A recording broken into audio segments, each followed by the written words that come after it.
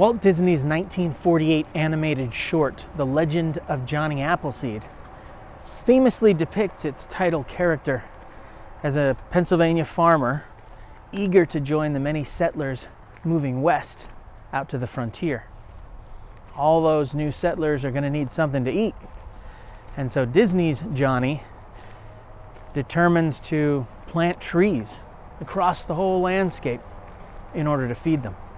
The real Johnny Appleseed, described by one 19th century source as a small, wiry man full of restless activity named John Chapman, was from Massachusetts. He was born in 1774. That's the year that much of the Massachusetts backcountry essentially declared independence from the British Empire. So he's born there. And he did indeed show up in Ohio country, where I am, with a horse load of apple seeds. And it's no myth that he did introduce apples, apple trees, to huge swaths of what we call Western Pennsylvania and Ohio and Indiana, Illinois, even Canadian Ontario. But Chapman's apples weren't meant for eating at all. They would have been too sour, probably. No, the real Johnny Appleseed, his apples, were meant for making hard cider. As one 2014 Smithsonian Magazine article put it, the headline not so subtle, the real Johnny Appleseed brought apples and booze to the frontier. Now, there's a reason that he was not just so well known, but so welcome.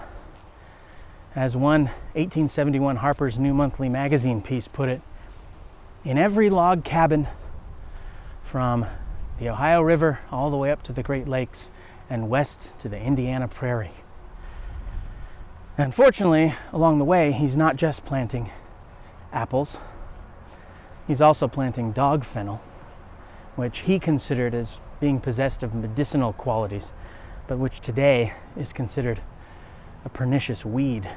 And the motivations of the real John Chapman, probably a lot more complicated than the altruistic, happy planter scattering apple seeds wherever he may roam in the Disney cartoon. Now, the real Johnny Appleseed was probably a shrewd entrepreneur, at least at first. I'll touch in a second upon sort of a religious transformation he goes through that maybe shifts his priorities a bit. But at first, he seems to have been something of a shrewd entrepreneur. See, in late 18th and early 19th century frontier America, you have all these land speculation companies buying up the land. And what lifts the value of that land? Well, when you have committed settlers, colonists, who come and develop it, all the surrounding land becomes worth more. And so they want committed colonists. And so they build into these contracts. You want to be you're a prospective colonist, you have to prove your commitment by planting 50 apple trees on your land. And you plant an apple tree, apple trees don't become fruit-bearing for about a decade. So you plant 50 apple trees, that's a sign, a token of your commitment to the enterprise. And so John Chapman, Johnny Appleseed, sees in this a business opportunity. So what he does is he goes to these frontier areas and he establishes a nursery, an apple tree nursery. And then he finds a local manager to manage the sale of individual trees from the nursery to these prospective colonists. 6 1/4 cents per tree, something like that. And once he's established that, he moves on and repeats the process elsewhere. Then he might return to that original nursery 2 or 3 years later to tend to it. Entrepreneur. Now, this was a business model that demanded that the real Johnny Appleseed work on the farthest verge of white settlements. That's how the Harper's piece puts it. The farthest verge of white settlements. And he was known as a nomad. One newspaper of the time describes him as barefoot and almost naked. He, for a time, wore only a coffee sack and cut holes out of it for his legs and his arms. As a man who lived in poverty, probably has something to do with the religious transformation that he goes through.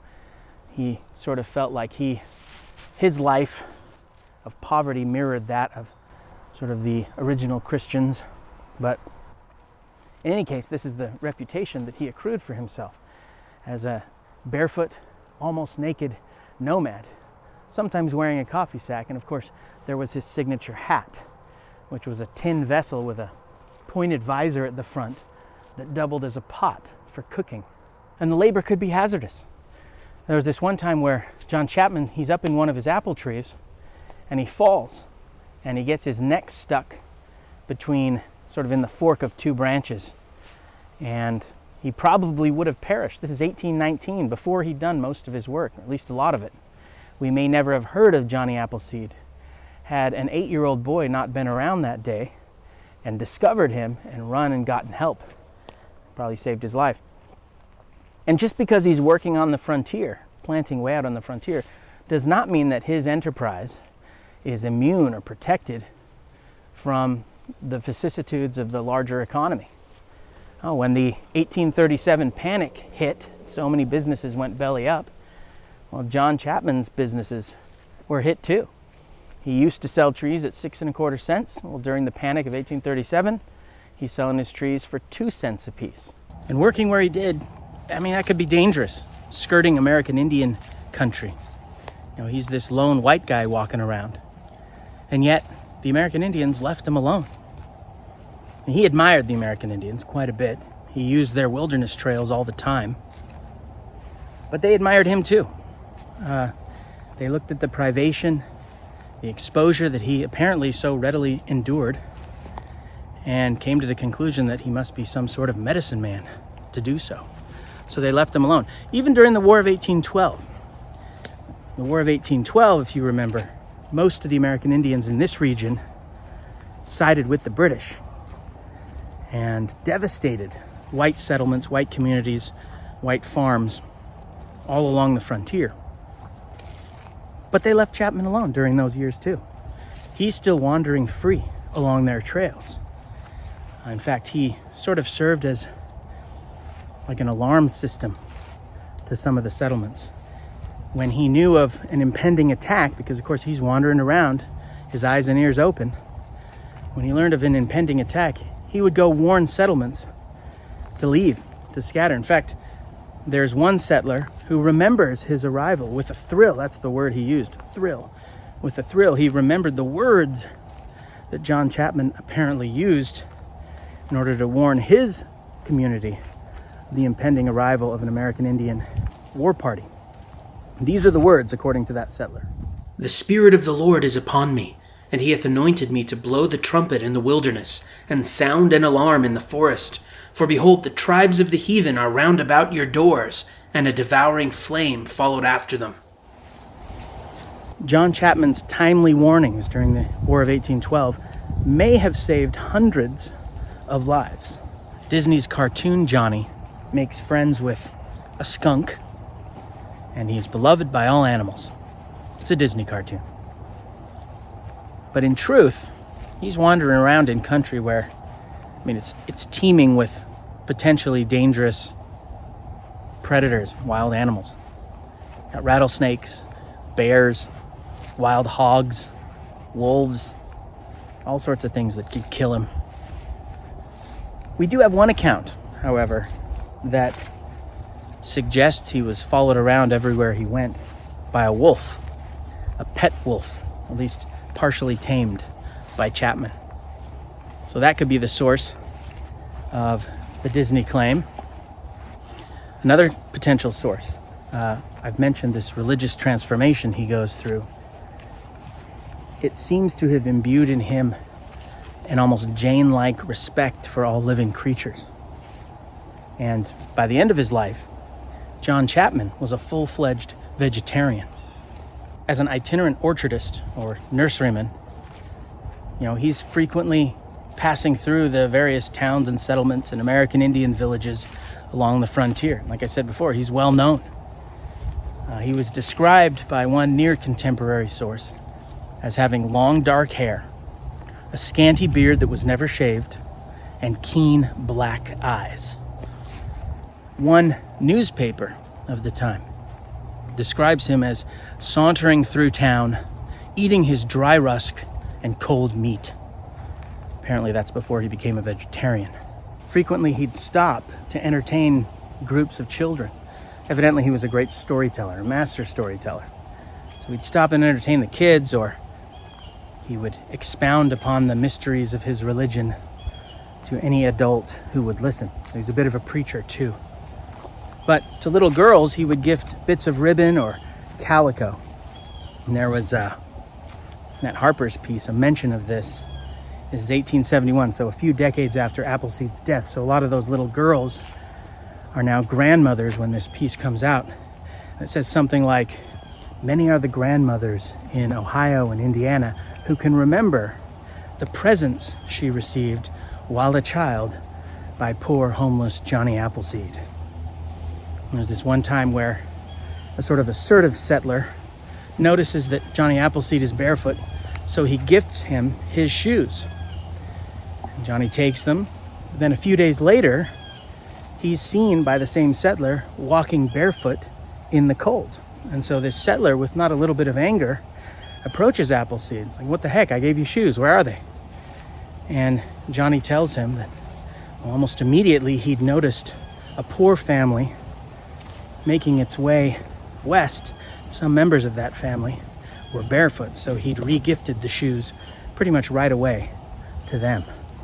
In 1845, a 70-year-old John Chapman was seen strolling through the streets of Fort Wayne, Indiana.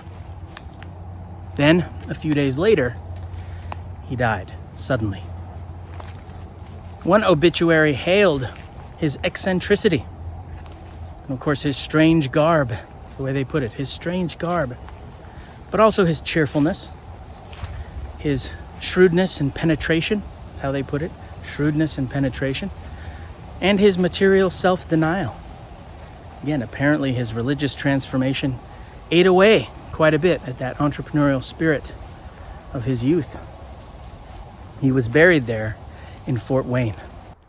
Within a quarter century of Appleseed's death, the aforementioned Harper's New Monthly magazine piece came out.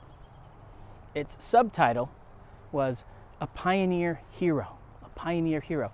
And even in the article, it was admitted that as the frontier disappeared, the pioneer character is rapidly becoming mythical. Mythical, they use that word, mythical.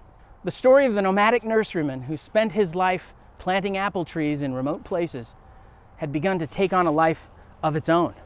And by the mid-20th century, that story had evolved into musical Disney legend. And by the mid-20th century, and by the early to actually, mother.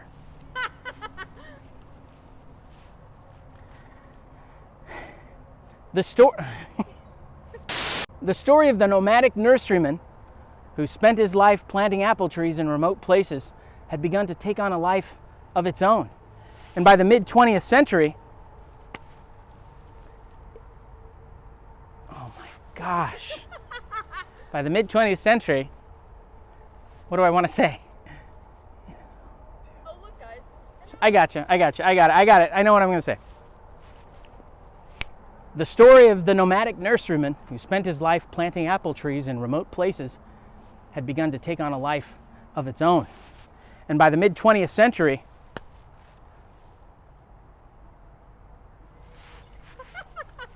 I got this. This is the one. This is the one. This is the one. Okay. Don't throw it like a softball where you're like, give it a little bit of an arc. Yeah. Okay, here we go. You're doing great. Yeah, I know I am. Shh, I'm recording.